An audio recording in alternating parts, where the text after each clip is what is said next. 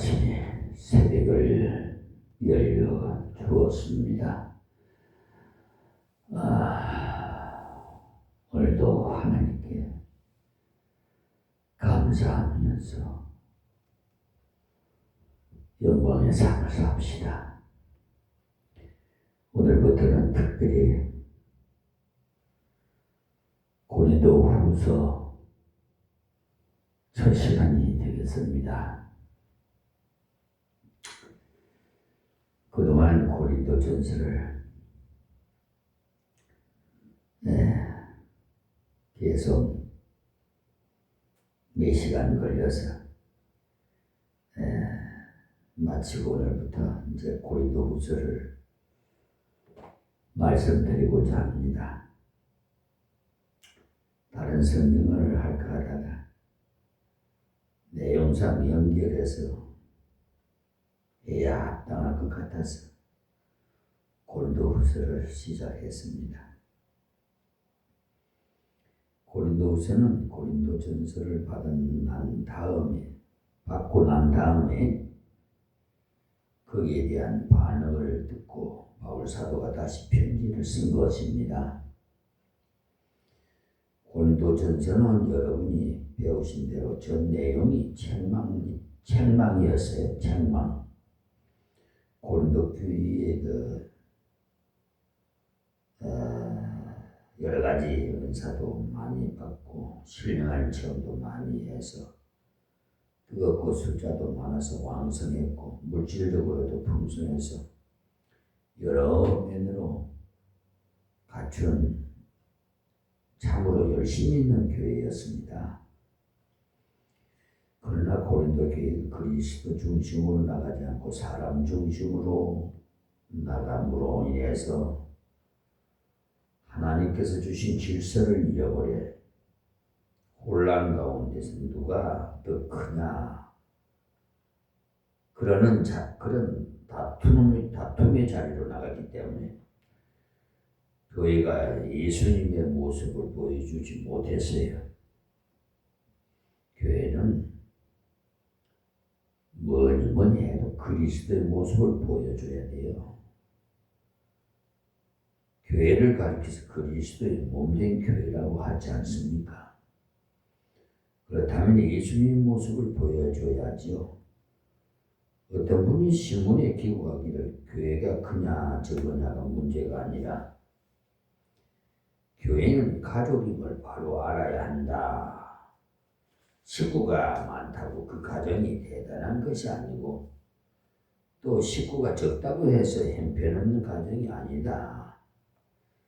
그 가족 관계가 어떻게 이루어지느냐에 따라서 그 가정이 좋은 가정일 수도 있고 나쁜 가정일 수도 있다라고 했어요. 참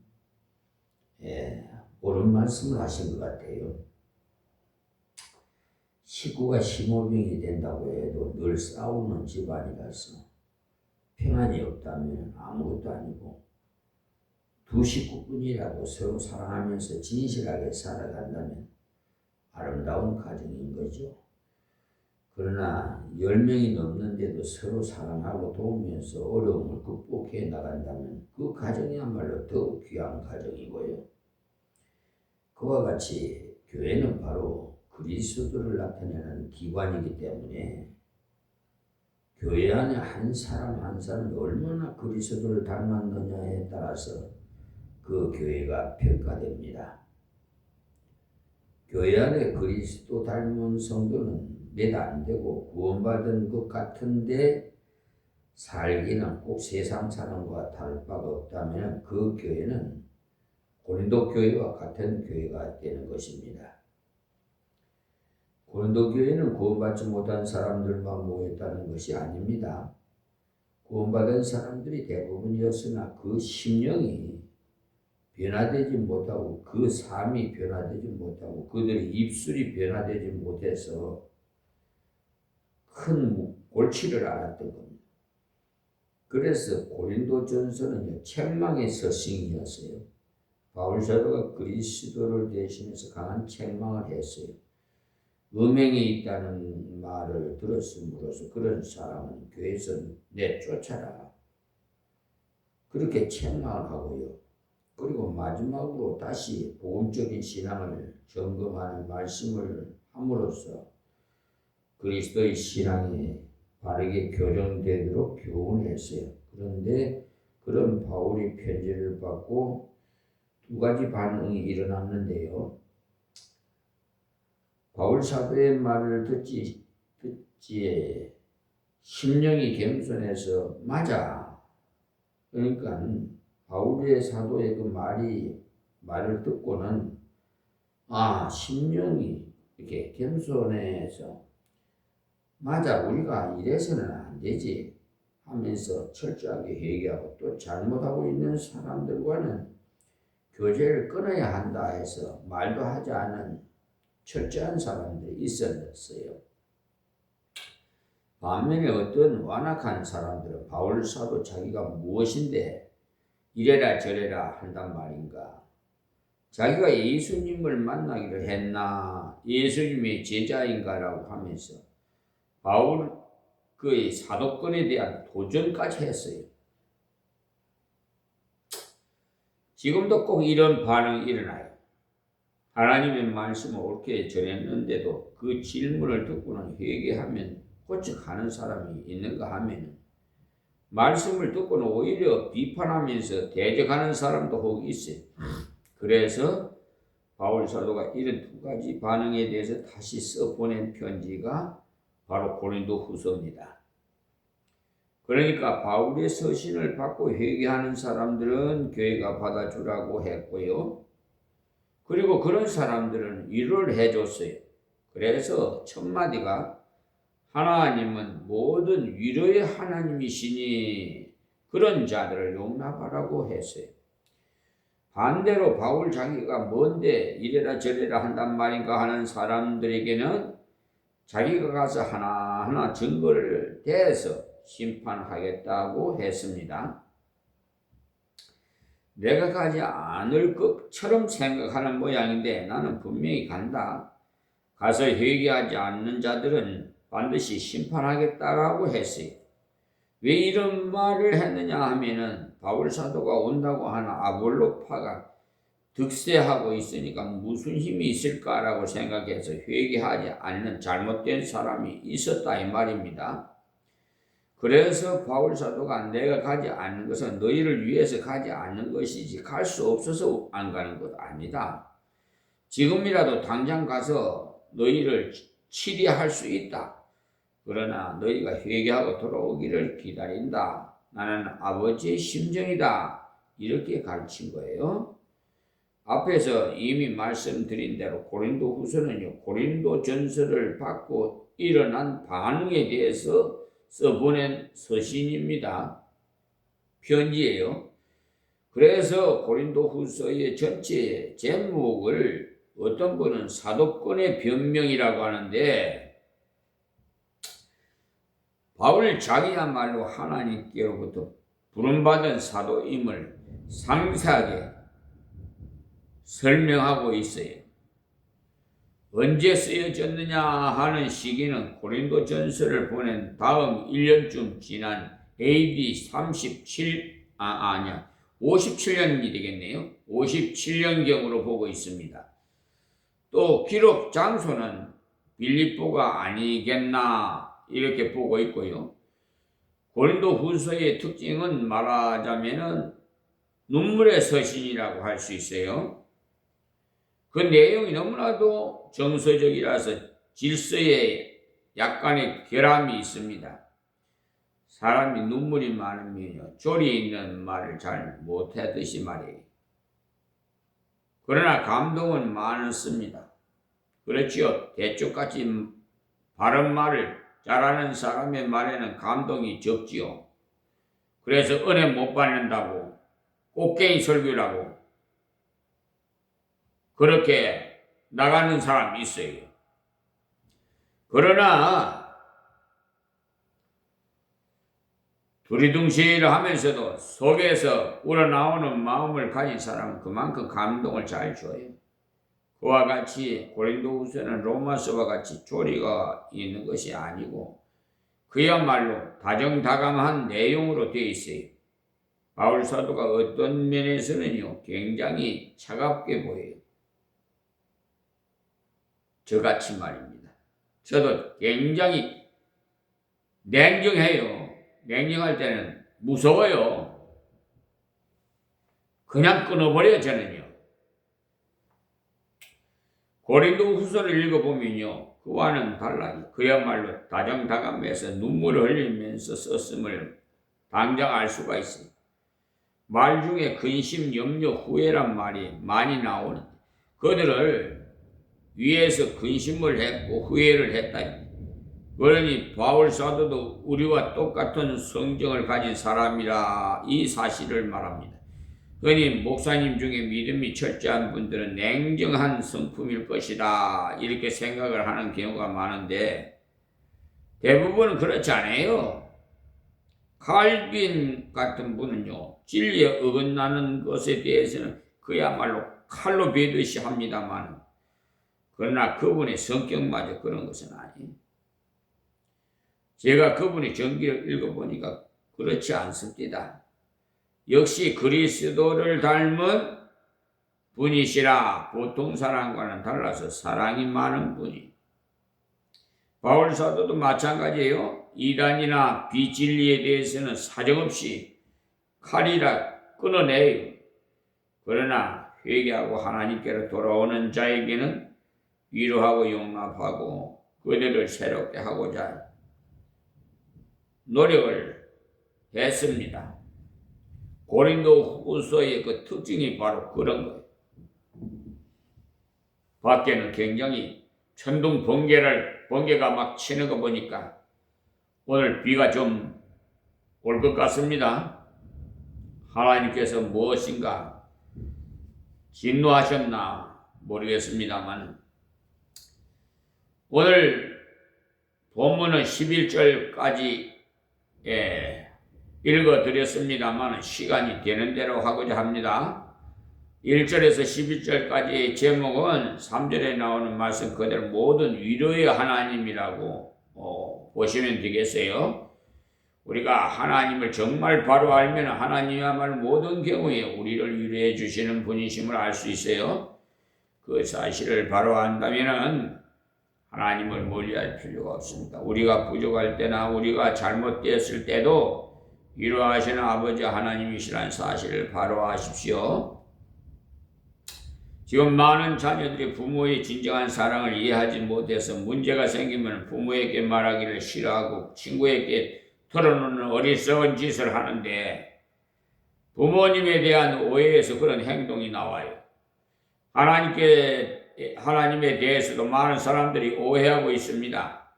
하나님의 어미하심과 전능하심만 알고 하나님의 사랑하심과 자비하심을 모르기 때문에 그런 어리석음을 범하는 경우가 많아요. 교만한 자에게는 하나님의 어미하심을 가르쳐서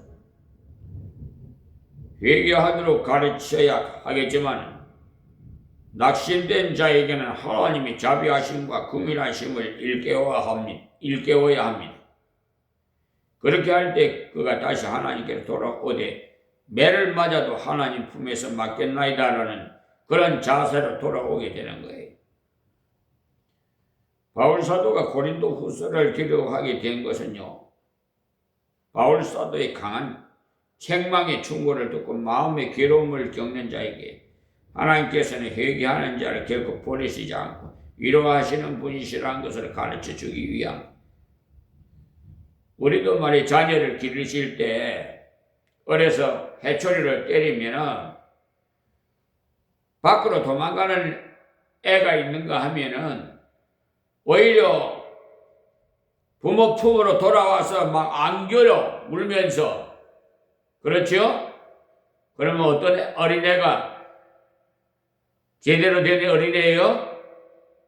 부모 품으로 돌아오는 애가 옳은 애죠? 하나님께서 그런 분이시라는 것을 가르쳐 주는 것은 하나님의 사도인 자기도 그러하다는 것을 말하는 거예요. 우리가 예수 닮아야 한다는 말이 바로 그래요. 그러니까 내게 잘못한 사람이 잘못을 깨닫고 찾아와서 사과를 한다면 받아줘야지. 담쌓기로 했다는 식으로 잘라 말하는 게 잘못된 겁니다. 속으로야 용서할 마음이 즉시 생기지 않더라도 겉으로는 받아줘야 됩니다. 또 사과하러 온 사람도 속속들이 다 잘못했다는 생각 없이 인간적인 마음에서 용서를 바란다고 했더라도 확인하고자 하지 마시고 받아주십시오. 하나님께서 회개하는 자를 용서하시니까 우리도 그래야 안 되겠습니까? 분명히 그렇게 해야 되겠습니다. 어떤 경우는 연극으로 잘못했다고 말하다가 또 받아주는 사람이 진심으로 받아주니까 나중에 진정으로 잘못을 뉘우치고 고칩니다.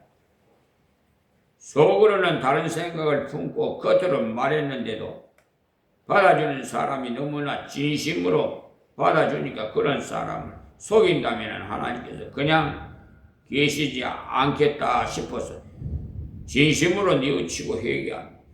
그러니까 우리가 예수님의 심정으로 대해준다고 해서 손해보지 않습니다. 먼저 1절에서 2절의 인사와 축복인데요. 1절 말씀, 하나님의 뜻으로 말미암아 그리스도 예수의 사도된 바울과 및 형제 디모데는 고린도에 있는 하나님의 교회와 또 온 아가야에 있는 모든 성도의 교회라고 했어요. 인사지요. 발신자가 바로 바울과 디모데입니다마는 물론 쓴 것은 바울이에요. 바울 서신을 살펴보면 앞에서 소개글이 많을수록 뒤에 문제가 많음을 알 수가 있어요. 문제가 없을 경우는 소개글이 별로 없음을 알 수 있어요. 바울의 서신 중에요, 소개글이 가장 많은 서신이 갈라디아서예요. 갈라디아서를 보면 자기를 소개하는 내용이 많아요. 하나님의 뜻으로 말미암았고 사람에게서 난 것도 아니요 사람으로 말미암은 것도 아니요 또 여러 말을 하면서 자기의 사도된 것이 하나님의 뜻으로 된 것을 강조하고, 왜냐하면 갈라디아 교회에 이단이 들어와서 속을 썩이고 있었기 때문에 그들에게 하나님의 분명한 말씀을 가르쳐주기 위해서 나는 하나님께서 보내신 사도로서 말한다라고 하면서 서론을 길게 말하지요.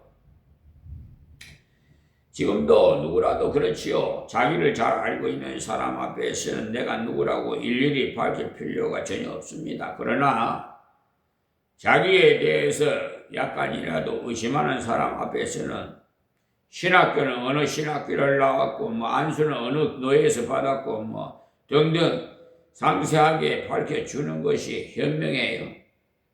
외국에 나간 교포 교회를 담임하는 목사님들은요, 자기에 대해서 상세히 말해야 한답니다. 왜냐하면 뿌리가 없는 교역자가 많기 때문이란 거예요. 어떤 교육자는 어느 신학교를 나왔느냐고 물으면 아주 싫어한다는 거예요. 엉터리 신학교를 나왔다 보니까 곤란하다는 거죠. 바울 사도는 하나님의 뜻으로 말미암아 그리스도의 사도되니라고 자기 소개를 다시 합니다. 자기가 하고 싶어도 사도된 것도 아니고 하고 싶어서 기도 많이 한 것도 아니라는 거예요. 바울이 언제 사도되었습니까? 다메섹으로 가다가 되었지요. 예수 믿는 사람 잡아 죽이려 가는 길에서 사울아 사울아 네가 왜 나를 핍박하느냐라고 하시면 주님이 나타나셔서 책망했을 때 주여 니시니까 라고 했지요. 그때 내가 바로 네가 핍박하는 예수다 이렇게 하니까 바울에게 말씀하니까 그때 바울이 한 첫마디가 주여 내가 무엇을 하리까 라고 했으니까 그 무릎은 이제 당신이 하라시는 대로 무조건 하겠습니다 라고 한 것이니까 그는 주인을 바꾼 거지요. 그때까지는 전통적으로 내려오는 유대교를 믿어왔는데 그 자리에서 예수 그리스도가 하나님의 아들이심을 알고 난 다음부터는 이제 예수님이 나의 주인이시라는 것을 알고 그 순간부터 예수님의 종이 되었습니다. 그래서 예수님의 뜻으로 말미암아 그리스도 예수의 사도 이렇게 소개를 합니다. 자, 우리가 알아야 하는 것은요, 자기 직분이 찬양되든지 주일학교 교사든지 어떠한 분야에서 봉사하든지 모든 직분은 하나님의 뜻으로 되었다는 긍지를 갖지 아니하면은 신실하게 감당할 수가 없어요. 교회 몇 년 나오니까 집사를 주더라는 사람이 있는데 사실 너무 쉽게 임명하는 경우도 있어요. 그러다 보니까 재직 교회에 출석하지도 않는 것도 예사고, 교회에 출석 안 하는 것도 예사고, 11조를 드리지 않는 것도 예사고. 왜 그래요? 직분에 대한 기중성을 모르기 때문에 그래요. 직분은요, 아무에게나 준 것이 아님을 알아야 되는데, 참 우리 한국교회 목사님 좀 죄송하지만은 말씀을 드려야 되겠네요. 돈 많이 내고 아부하는 사람에게는 그러면 안 돼요. 하나님께 기도해서 물어보고 뭔 직분을 줘야지.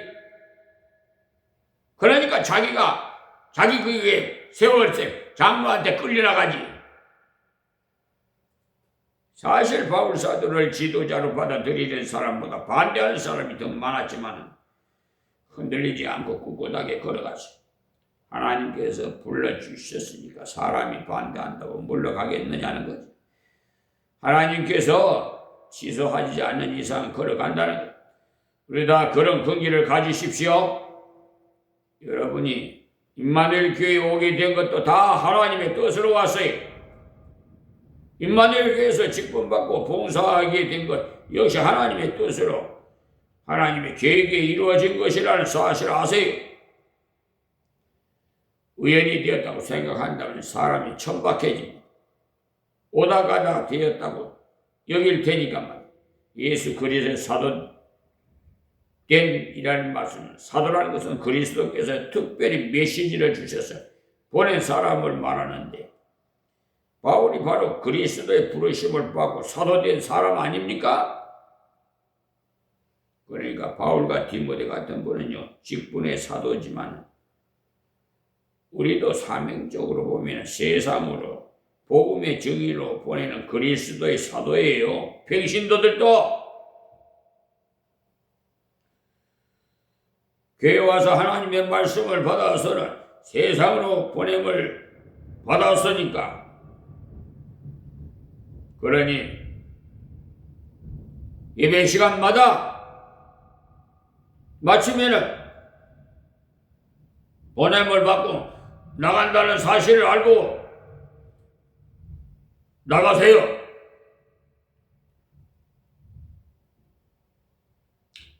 직분의 사도는 예수님께서 직접 부르신 그들 뿐이지만 의미적으로는요, 우리도 다 보냄을 받은 사도에 속한다는 사실을 아세요. 잊으면 안 돼. 뭐 때문에 보냄을 받았을까요? 예수의 소식을 전하라고 보냄을 받은 것 분명하지요? 형제 디모데는 이 말씀은요, 사실 디모데는 바울 자기의 제자인데도 형제라고 했어요. 공적인 소개를 하기 때문에 자기와 같은 위치에 있음을 말합니다. 우리도 마찬가지. 개인적으로는 훨씬 후배지만 공적으로 일할 땐 존중해야 돼. 나한테 배운 사람이 같은 집사라고 내게 그렇게 대할 수 있는가? 그런 식으로 나가면 안 돼요. 자기의 제자라도 집사의 직분을 같이 받았으면 집사님으로 깍듯이 대하면서 그가 오히려 더욱 잘 돼. 그러나 아무 집사하고 마구 그러면 자기 집사인가? 속으로 불평하여. 그러니까 서로 존중히 여기십시오. 그렇게 할 때 연합이 잘 돼. 후배를 존중히 여기면 선배는 더욱 존경받아요. 바울 사도가 디모데를 향해서 형제라고 했으니까 디모데가 얼마나 황송했겠습니까마는 그 마음속에는 흐뭇함이 있었을 겁니다. 이 점이 바로 하나님의 교회에 일할 때 유의해야 할 점이, 한 교회에서 오랫동안 같이 일할 때 더욱 주의해야 합니다. 고린도에 있는 하나님의 교회에 와라고 하는 말씀은 고린도에 있으나 고린도 교회가 아니라 하나님의 교회라는 사실. 고린도라는 도시는 성적으로 형편없이 타락한 곳이었지만 그곳에도 하나님의 교회가 있었다는, 소돔 고모라 같이 타락한 곳에도 하나님의 교회는 있다는 사실 아세요? 저 서울 가락동인가 하여튼 불야성이 낮인지 밤인지 몰라요. 죄만 짓고 그냥 서로 남남이 모여가지고 그냥 술에 취해가지고 그냥 환각 상태로 그냥 내일 죽을지 모레 죽을지 몰라요. 그런 사람들. 그러니까 죄를요 짓다 보면 완전히 그냥 면역이 돼가지고 죄가 죄인 줄도 모릅니다. 그러니까 이단인 줄도 몰라요. 사이비가 사이비인지도 모른다니까. 거기에 빨려 들어가면 하나님 꼼짝만 내 손에 죽어 해도 좋다고 따라가잖아요. 또 WCC 배도 집단에도 여의도 순복음교회 이영훈 목사가 부산에서 WCC 총회를 주재했는데 거기는요 수호신을 섬기고 동성연애를 찬성하고 다른 종교도 구원이 있다고 하는 곳입니다. 그런데도 좋다고 알아서 하세요. 자유니까. 교회의 주인이 목사가 아닙니다. 장로도 아니고요. 특히 장로교니 장로가 주인이겠지라고 생각하는 사람도 있는데 뭐라고 하는 말이에요? 사실 장로의 헌법에 보면 목사도 장로예요. 하나님의 교회니까 주인은 당연히 하나님께서 주인이신 것. 그러니까 무슨 일을 하든지 하나님께서 원하시는 것이지 하나님의 뜻인지 알고 감당해야지. 목사님이 어떻게 생각할지 뭐라고 할지 염려한다면 곤란합니다. 이 아가야에 있는 모든 성도에게라고 했는데요. 고린도는 도시 이름이고 아가야는요 도 이름이에요. 그러니까 말하면은 여기 강화도는요 인천광역시예요. 그걸 말하는 거예요. 그래서 아가야 안에 고린도가 있었는데 이 아가야 도에서 고린도가 가장 큰 도시. 아가야의 고린도 교회뿐만 아니라 여러 교회가 있는데 그 모든 성도들에게 이 편지를 보낸다는 말을 볼 때 알 수 있는 것은 어떤 특정인에게만 필요한 말씀이 아니라 모든 하나님의 백성에게는 다 같이 필요하다는 말씀. 그래서 지금 우리가 이 편지를 공부하고 우리 생활 속에 적용하는 것인데 어떻게 발신인과 수신인을 말하면서 진리를 가르쳐 주었는데 발신인을 통해서 알 수 있는 것은요 직분은 하나님께로부터 온 것이고 직분을 행할 때는 서로가 협력해야 된다는 것입니다. 그 다음에 수신인을 통해 알 수 있는 것은 부패한 곳에도 하나님의 복음은 정복하는 능력이 있다는 사실. 그리고 모든 교회는 하나님의 교회이므로 하나님께서 원하시는 대로 가야만 된다는 겁니다. 2절 말씀에 하나님 우리 아버지와 주 예수 그리스도로 쫓아 은혜와 평강이 있기를 원하노라. 참으로 부드럽고 정말 듣기 좋은 말씀이지요. 바울 사도가 인사할 때마다 이 인사는 빼지 않고 해요. 그저 형식적으로 한 것이 아니에요. 이것이 우리 성도가 살아가는 데 있어서 매우 중요한 진리인 까닭. 하나님께서 우리 아버지 되시고 하나님이라는 것은 전능하신 자, 전능자이신 말씀하신 이 사실만 바로 알아도 근기를 가지고 살아갈 수가 있어요. 돈이 좀 없다고 해도 또 지위가 낮다고 해서 비굴하게 살아야 필요 없어요. 만왕의 왕 되시는 하나님 아버지를 모시고 있다는 사실을 잊지 말고 판자촌에 살든지 노숙을 생활을 하더라도 거지 나사로도 아브라함 품에 안겼잖아요. 자부심을 가지세요. 하나님 우리 아버지와 주 예수 그리스도를 쫓아요. 그리스도를 쫓아라는 말 하나님 아버지 은혜를 주실 때 예수님을 통해서 주신다는 것을 말씀하고 있습니다. 모든 은혜와 복은 하나님 아버지가 내리십니다. 복은 복의 근원이신 하나님 아버지로부터 우리에게 올 때 예수님을 통해서 우리에게 전달되는 겁니다. 예수님을 통하지 않고는 하나님의 사랑이, 하나님의 능력이 결코 우리에게 올 수가 없어요. 우리가 하나님 앞에 예수님을 통하지 않고 나간다면 그대로 심판을 받아요. 그래서 우리가 기도할 때도 꼭 끝에 가서 예수님의 이름으로 기도드립니다라고 해야 돼요. 그리고 아멘 하시고 예수님을 통해서 나가기 때문에 당당히 나갈 수가 있죠. 예수님께서 죄의 종된 나를 십자가에 죽으시고 죄값을 대신 지불하시고 나를 사셨지요.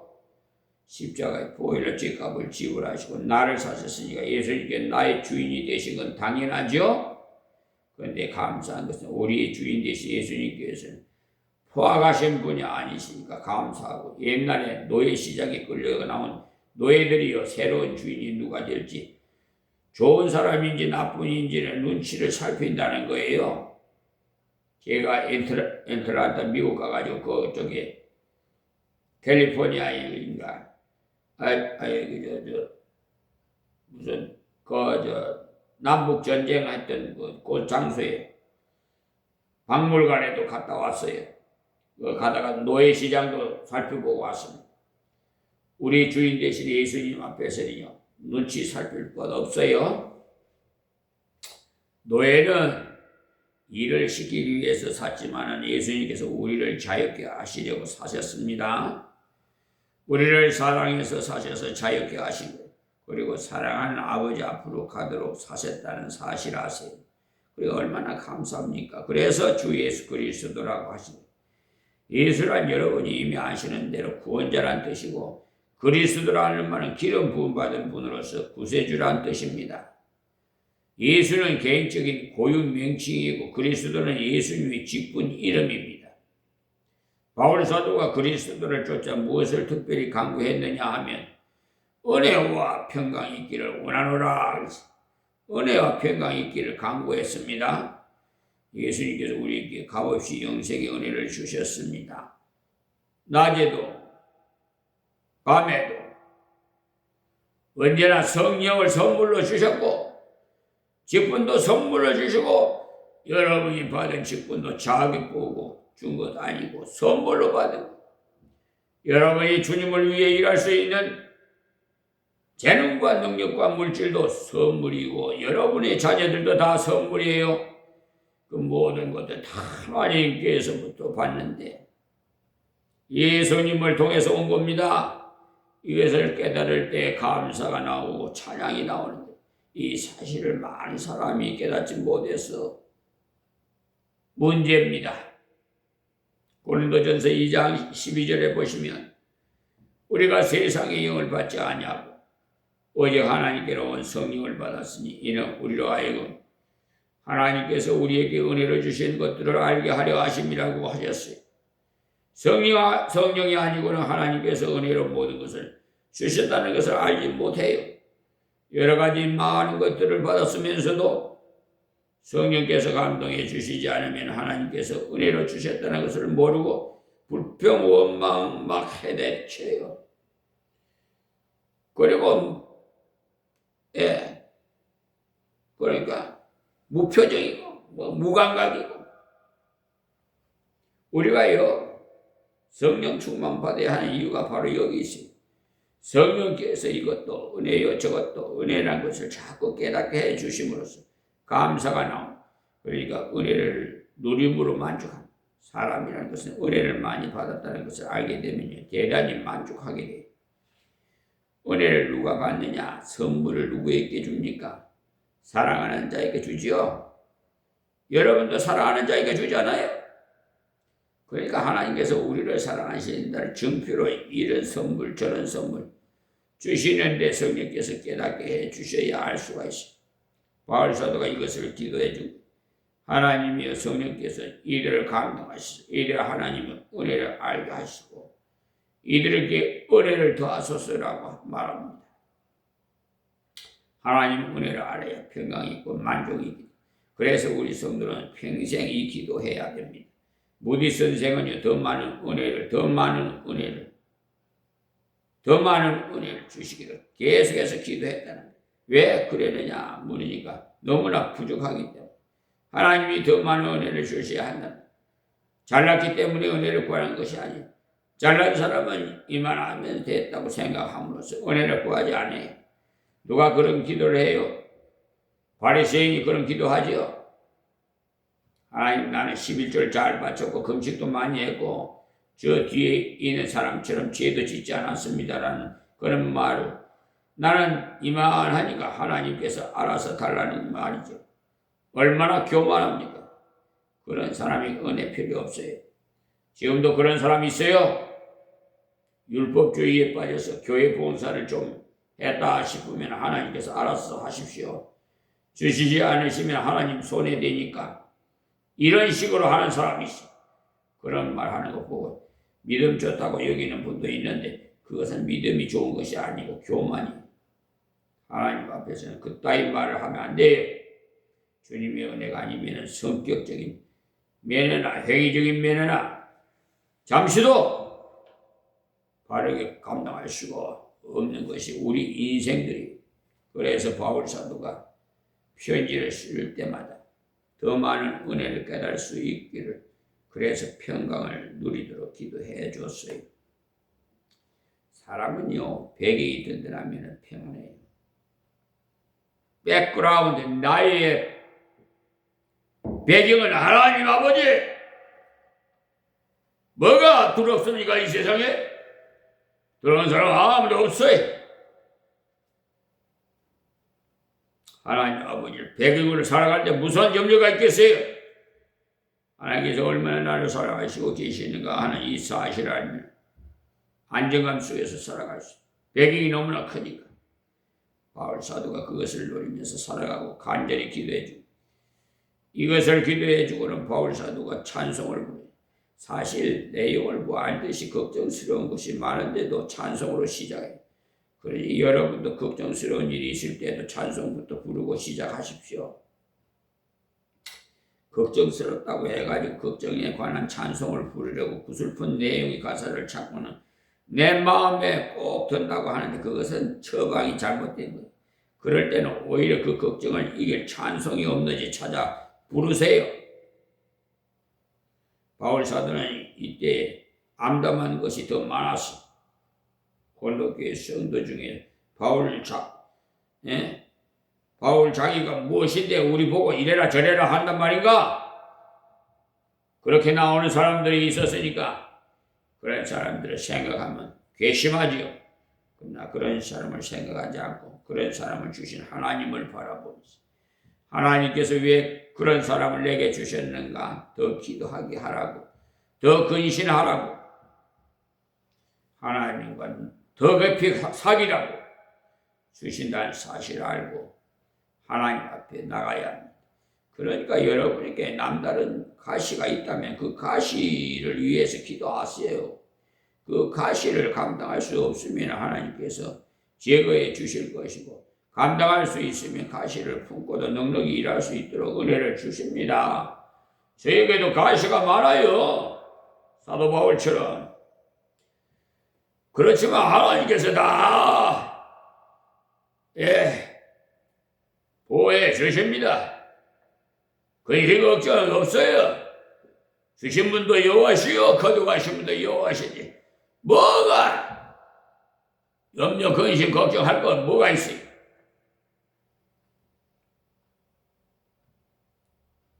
저에게는 제 것 소유가 없어요. 다 하나님이 예수님의 피값으로 사셨으니까 내 것이 아니에요. 우리 소유권 없어요. 그래서 특별히 말이야. 예수 믿는 분들 자기 소유권이라고 자랑하고 부자라고 자랑하고 그건 잘못된 거야. 하나님께서 맡긴 것이지. 청지기로 맡긴 거야. 관리자로.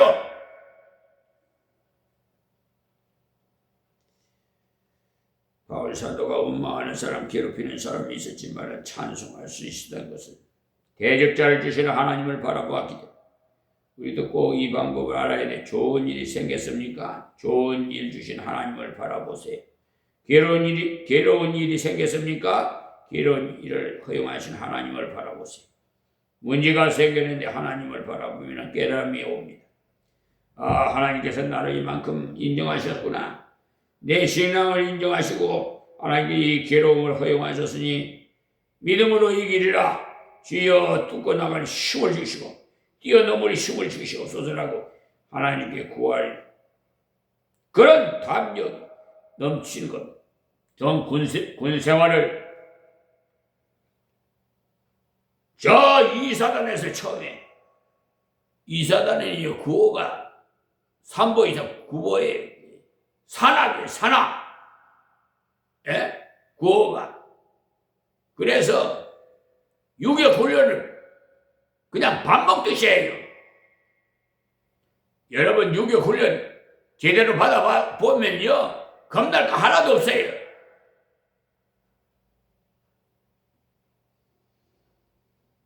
바울 사도가 이 점에 찬송할 수 있었던 것은 그 조건만 바라보지 않고 그 조건을 허용하신 하나님을 바라보니까 찬송이 나왔던. 여러분은 찬송 부르면서 그 방법밖에 없어요. 찬송하려다 그는 우리 주 예수 그리스도의 하나님이시오 했죠. 성부 하나님 예수 그리스도 하나님이시라고 했는데 예수님께도 이 땅 위에 육신을 입고 오셨을 때는 하나님께 대한 순종의 지식으로 오신 것입니다. 그러나 삼위일체의 하나님이시기 때문에 영광과 권능이 동등하세요.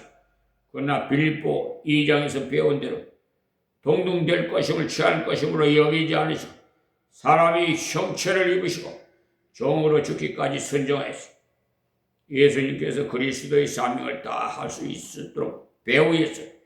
하나님께서 역사해 주신 것. 그래서 그는 우리 주 예수 그리스도의 하나님이시오 자비의 하나님이시오라고 하나님에 대한 소개를 하고 있습니다. 왜냐하면 사실 하나님을 바로 아는 것이 가장 중요하기 때문에 지금도 우리가 하나님을 어떻게 믿느냐에 따라서 우리의 행위가 나타나요. 그리스도는 자비의 하나님이시 아버지시 하나님께서는 그리스도를 이 땅에 보내셔 구속의 사업을 완성해 주셨을 뿐만 아니라 자비의 아버지시라고 해요. 그러니까 그리스도의 하나님이시라는 것은 권능 부분을 강조하고 우리가 하나님의 권능만 아니면 하나님을 무시무시한 분으로 생각하기가 쉽습니다. 그러나 자비의 아버지이시라는 사실을 이어서 설명했어요. 요한복음 20장 17절 찾아보시면 예수께서 이르시되 나를 만지지 말라. 내가 아직 아버지께로 올라가지 못하였노라. 너는 내 형제들에게 가서 이르되 내가 내 아버지 곧 너희 아버지 내 하나님 곧 너희 하나님께로 올라간다 하라 하신대 그랬어요. 하나님은 우리 아버지 우리 하나님이시. 왜냐하면 우리가 감히 예수의 형체가 되었기 때문에 예수의 형제가 되었기 때문에 그래요. 우리가 어떻게 해서 예수님의 형제가 되었습니까? 히브리서 2장 11절 보시면요. 거룩하게 하시는 자와 거룩하게 시험을 입은 자들이 다 하나에게서 난지라 그러므로 형제라 부르시기를 부끄러워 아니하시고 오라고 했어요. 예수님 때문에 우리가 죄사함 받아서 거룩하게 되었고 성령으로 하나가 되었고 예수님께서 성령으로 잉태하셨고 우리는 성령으로 거듭난 이런 우리를 예수님께서 형제라고 부르시는 거예요. 그래서 우리가 하나님 내 아버지 아버지라고 부를 수 있는 거예요. 예수님이 형제가 되었기 때문에 하나님을 내 아버지라고 부를 수 있어요. 지나가는 아저씨 보고 아빠라고 불러봐요. 저 사람 좀 미쳤구나 그러지. 자비의 아버지시. 어떤 것이 자비의 아버지시? 구약 미가서 7장 18절에서 19절에 보시면 주와 같은 신이 어디 있으리까? 주께서는 죄악을 사유하시며, 그러니까 죄를 회개하는 자를 씻어주시고 그의 기업에 남은 자의 허물을 넘기시며, 허물을 일일이 지적하는 것이 아니라 통과시킨다 그 말이에요. 인애를 기뻐하심으로 노를 항상 품지 하시나이다. 다시 우리를 긍휼히 여기셔서 우리의 죄악을 발로 밟으시고 그랬어요. 경상도 말로 하시면 밟아 문대는 것입니다. 밟아서 문대버려. 그냥 문지르는 것을 없앨 때 하는 것이거든요. 그래서 우리의 모든 죄를 깊은 바다에 던지시리이다. 어떤 죽인가는요, 이 말씀을 죽인가기를 깊은 바다에 던져놓고 다시 건져 올리지 못함이라는 팻말을 세워두셨다라고 하는데 맞는 말씀이에요. 하나님께서 우리 죄악을 예수님이 보혈로 속이시고는 다시 건지지 못함하고 팻말을 써놓으셔요. 이 놀라운 말씀이 신약에 있는 말씀이 아니라 구약에 있는 말씀이라는 사실, 하나님의 놀라운 자비하심을 구약의 성도들도 알았어요. 이런 하나님 아버지를 모시고 우리는 죄를 부둥켜 안고 있을 것이 아니라 하나님 앞에 죄를 내놓아야 돼. 무슨 아버지시라면 잘못했을 때 갈 수 없지요. 갔다가는 꿇어앉게 되니까 어떻게 하실지 모르니까. 그러나 자비의 하나님 우리 아버지께서 우리의 죄를 사유하시되 발로 밟아버리고 없애시고 뭉개버리고 깊은 바다에 빠뜨리시고 다시 기억지 아니하시라고 해 팻말을 써놓으신다는. 그러니까 하나님의 자비의 근본인 속죄의 은총에 있는 것, 이렇게 자비하신 분이 어디 있느냐는 것, 죄를 받아주시는 분이시니까 이 아버지를 멀리하면 되겠습니까 여러분? 가까이 가야 되지겠죠. 이런 좋으신 하나님이시, 모든 위로의 하나님이시. 그러니까 하나님은 두 가지가 겸비되어 있어요. 권능의 하나님, 자비의 하나님. 모든 사람을 다 위로할 수 있는 것. 위로라는 것은 괴로움을 잊게 해주는 것을 말하는데, 모든 위로의 하나님이시라고 했으니까 극악한 어려움을 당해도 위로하시는 분은 하나님이시죠. 남에게 배신당해서 너무나 괴로울 때도 위로해 주실 분은 하나님이시오. 이런 하나님을 바르게 소개해 줄 때 그야말로 위로가 돼. 내게는 하나님께서 항상 함께 계신다. 하나님께서 너를 버리지 않으신다. 이런 사실을 가르쳐 주십시오. 그것이야말로 참 위로가 됩니다. 시간이 너무 지나서 구약 한 군데를 더 찾아보고 마치겠습니다. 사무엘상 23장 15절부터 보시면요, 다윗이 사울이 자기 생명을 찾으려고 나온 것을 보았으므로 그가 시팡무지 수풀에 있었더니 사울의 아들 요나단이 일어나 수풀에 들어가 다윗에게 이르러 그로 하나님을 힘있게 의지하게 하였는데, 곧 요나단이 그에게 이르기를 두려워 말라. 내 부친 사울의 손이 내게 미치지 못할 것이요, 너는 이스라엘 왕이 되고 나는 내 다음이 될 것임을 내 부친 사울도 안다 하니라 그랬어요. 다윗아, 너는 하나님을 힘있게 의지해라. 우리 아버지가 너를 아무리 죽이려고 해도 하나님께서 너를 보호하실 테니까 걱정 말으라고 위로했다는 이 사실이에요. 진정한 위로는요, 하나님께서 함께 하신다는 것을 일깨워주는 것 외에 없습니다. 세상 끝날까지 함께 하신다는, 약속하신 대로 함께 계시니까 걱정 마세요.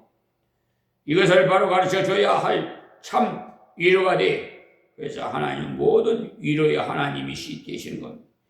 걱정, 근심, 형제에게 가서 내가 너를 사랑한다 이런 말을 할 것이 아니라 내게는 하나님이 계신다. 전능하신 하나님께서, 자비 하나님께서 내게 계시니까 기도해라. 이것을 가르쳐 주십시오. 우리는 이 위로의 하나님을 바로 모심으로 다른 사람을 위로하는 자가 됩시다. 하나님 고맙고 감사합니다.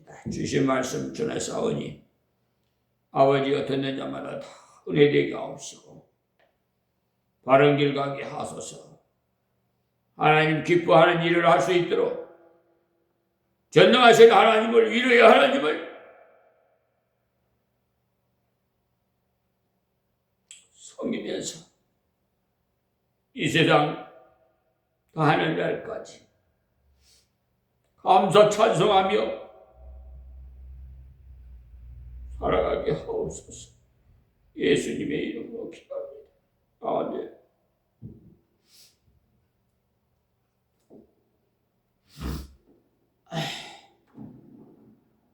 나는 왜 이렇게 눈물이 많이 나는가? 444장 찬송. 예수가 누리시니 즐거워하라. 저 양말의 고개 또 예수가 누리시니 저날 항상 돌보시고 날 지키고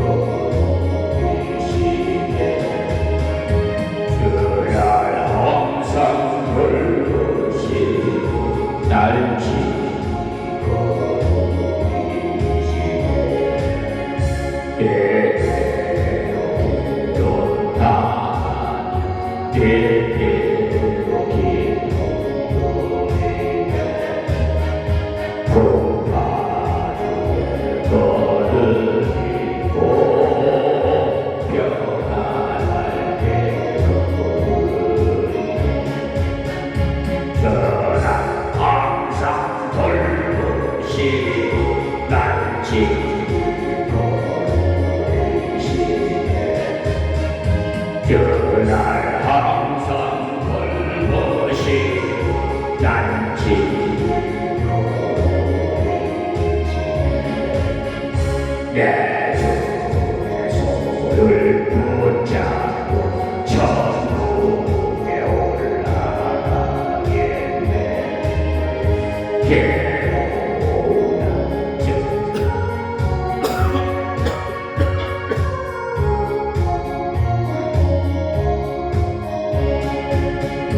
그날 항상 돌보시고 날 지키고 계시네. 그날 항상 돌보시고 날 지키고 이 세상 이별할 때에 진리로 권세이네. 천국에 있을 때 또 예수가 거느리시네. 할렐루야. 날 항상 돌보시고 날 지키고 그날 항상 돌보시고 날 지키고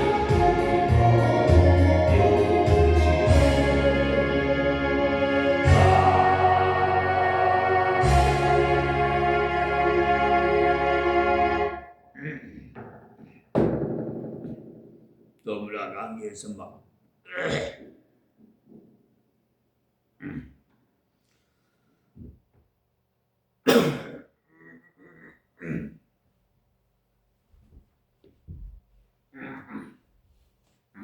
성령의 술에 취해버립니다.